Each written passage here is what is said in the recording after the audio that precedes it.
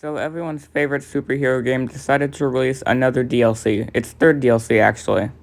The other two being the Kate Bishop DLC and Future Imperfect. Also, if you're curious about why I didn't review Future Imperfect, it's because I didn't have a whole lot to say. I liked the boss fight, I liked playing as Hawkeye, but it was a bit too short for my taste. I reviewed it on Twitter, so I'll leave a link to that thread in the description below. However, Square Enix decided to release a third DLC being War for Wakanda. And I figured since I don't have a whole lot of other videos to make right now, I might as well review this. Actually, that's a lie because Bad Batch came out, but shut up, I don't want to review that, I hate it. Anyway, let's review War for Wakanda. The first thing I want to talk about that I loved is I loved playing as Black Panther himself. I thought it was really fun and he was really fast and agile, which I liked. His throwing daggers were offensively bad, however, I thought him being close up was really good. And even though I really liked his abilities, I think Black Panther is one of those characters who has like endless potential of long range and close range. Black Panther has more than just claws, he also has like energy daggers and so much other shit. Another thing I have to compliment is the world of Wakanda. Like, seriously, this looks amazing and it looks like its own video game.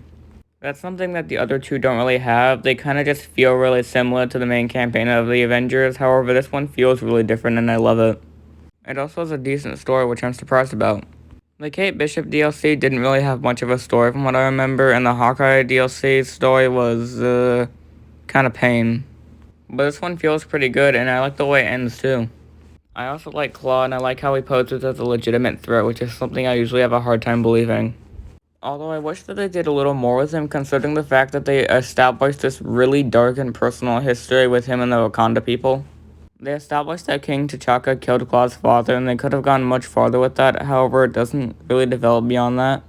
There's no personal history because he doesn't even really want to kill T'Challa, he mostly just wants the vibranium.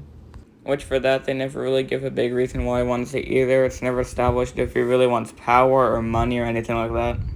I like how he poses as an active threat, however, he doesn't have much in terms of writing. And this is a fucking story game. While we're on the topic of villains, I might as well mention the fact that Crossbones is in here. You fight him as a boss 2 times in the game. You fight him once in the beginning and once in the end. Although in the end, he's mostly just there so that way you can buy yourself more time to help defeat Klaw. Which, by the way, the final battle was genuinely really fucking hard. It's honestly insane how many attempts it took me to beat this. Although I feel like this is an appropriate time to bring up the fact that this is very glitchy. I'd say even glitchier than everything else in the game. While playing this, I had numerous glitches and I had to restart the final level several times because it kept crashing. Okay, so I'm playing this final boss again and it's suddenly frozen, but it's not. And now there's this weird sound. If I have to restart this again, I'm just quitting this shit because I already had to restart this once. My game crashed at least 4 times and it really pisses me off. It's kind of a shame though because this game does really get some stuff right. For example, it has parkour and puzzles, which I was not expecting to like in a game like this. I also like the voice actor for T'Challa, and he clearly understands the character well. Also, the interactions between T'Challa and the other characters feel quite genuine, and it's really fucking weird for this game. Usually the interactions between characters in this game are fine, but this is the first time I felt it was genuinely good. It's kind of a shame that all the glitches held back my personal fun experience from the game.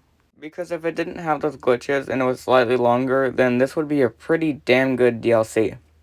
But for now, I'll give Black Panther War for Wakanda an 8 out of 10. Also, I'm sorry about the mic, I'm trying something new with it, alright?